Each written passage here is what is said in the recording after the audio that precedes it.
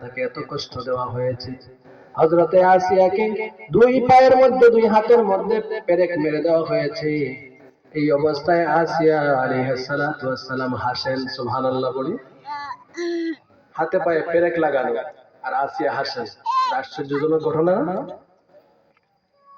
জল্লাদরা জিজ্ঞেস করে, আসিয়া, মৃত্যুর এই মুহূর্তে কোনো মানুষ তো হাসে না, হাসতে পারে না, তুমি কেন হাসো একটু বলবানি? হযরতে আসিয়া আলাইহিস সালাতু ওয়াস সালাম রব্বুল আলামিনের কাছে দোয়া করেছিলেন, রব্বি ইবনিলি ইনদাকা বাইতান ফিল জান্নাতি ওয়া নাজ্জিনি মিন ফিরআউনা ওয়া আমালিহি ওয়া নাজ্জিনি মিনাল কওমিজ জালিমিন। রব্বুল আলামিন, এই ফিরআউনের যন্ত্রণা আমি আর সহ্য করতে পারি না, ফিরআউনের বাহিনী থেকে আমাকে মুক্ত করেন, আপনার কাছে জান্নাতে আমার জন্য একখানা ঘর তৈরি করে দেন। আরে জালিমের দল, তোমরা যখন আমার হাতে পায়ে পেরেক মেরে দিয়েছো, রব্বুল আলামিন ফেরেশতাদের দিয়া আমার সামনে ওই জান্নাতের বাড়িখানা আমার চোখের সামনে তুলে ধরেছে। জোরে বলেন সুবহানাল্লাহ। ফিরআউনের একজন বান্দী ছিল, দাসী। হাদিস শরীফে এসেছে এই ঘটনা। ওই দাসী ফিরআউনের মেয়ে সন্তানদের চুল আঁচড়াবার দায়িত্বে ছিল। একদিন চুল আঁচড়াইতেছে, এমন সময় হাত থেকে চিরুনিটা পড়ে গেছে। ফিরআউনের ওই দাসী চিরুনিটা হাত দিয়ে তুলবার সময় বলে, বিসমিল্লাহ, সুবহানাল্লাহ করে। কার ঘরে বসে? ফিরআউন এত বড় জালিম। ফাহাশারা ফানাদা ফাকাল আনা রাব্বুকুমুল আ'লা। মানুষজন জমা করে দাবি করেছে, আমি তো সাধারণ কেউ না, আমি তোমাদের সবার রব, আমি রাব্বুকুমুল আ'লা, সকল রবের চাইতে বড় রব আমি ফিরআউন। নাউজুবিল্লাহ বলে। এই ফিরআউনের ঘরে বসে বিসমিল্লাহ, আল্লাহর নামে চিরুনি তোলে। ফিরআউনের মেয়ে জিজ্ঞেস করে, ও দাসী, কার নাম নিলে? আমার বাবার নাম নিয়েছো নাকি? বাবার নাম নিলা নাকি? আল্লাহ। দাসী বলে, তোমার বাবার নাম নেই নাই, আমি আরেকজন রবের নাম নিয়েছি। বলেন সুবহানাল্লাহ। কত সাহস, ঈমানের পাওয়ার। এবার মেয়ে জিজ্ঞাসা করে, আমার আব্বাকে বলে দিব? বলে দেই আব্বাকে? মেয়ে বলে, তুমি পারলে বলে দাও, কোনো অসুবিধা নেই, আপত্তি নাই, বলতে পারো।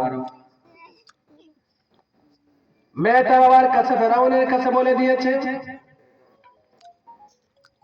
ফিরআউন আবার জিজ্ঞেস করে, ও বান্দি, ও দাসী, আমার ঘরে বসে তুমি কার নাম নিলা?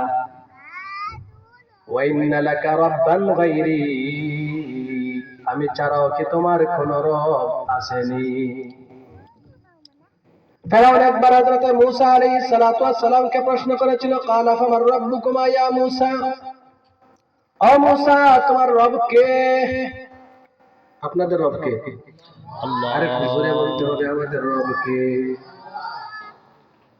মূসা আলাইহিস সালাতু ওয়াস সালাম জবাব দিয়েছিলেন, রাব্বুনাল্লাযী আতা কুল্লা শাইইন খালকাহু সুম্মা হাদা, আমার রব তো ওই সত্তা যিনি প্রত্যেক বস্তুকে সৃষ্টি করে তার চলার মতো উপযুক্ততা, যোগ্যতা, হেদায়েত দিয়ে দিয়েছেন। বলেন সুবহানাল্লাহ।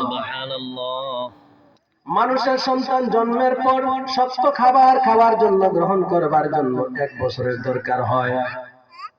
2 মাস পরে তার মুখে ভাত দেওয়া যায় না, বলেন, দেওয়া যায় না। কিন্তু একটা মুরগের বাচ্চা জন্ম নেওয়ার ডিম থেকে ফোটার পর পরই তার মুখে শক্ত চাল দিয়া দিবেন, সে গিলতে পারে, কোনো অসুবিধা হয় না। মানুষের সন্তান তার পায়ের উপর ভর করে দাঁড়াইতে 1 বছরের মতো দরকার হয়, কিন্তু যতক্ষণ পর্যন্ত একটা গরুর বাচ্চা প্রসব হওয়ার 2-4 মিনিটের ভিতরেই দাঁড়ায়া যায়। এই কুদরত কার? রাব্বুনাল্লাযী আতা কুল্লা শাইইন খালকাহু সুম্মা হাদা।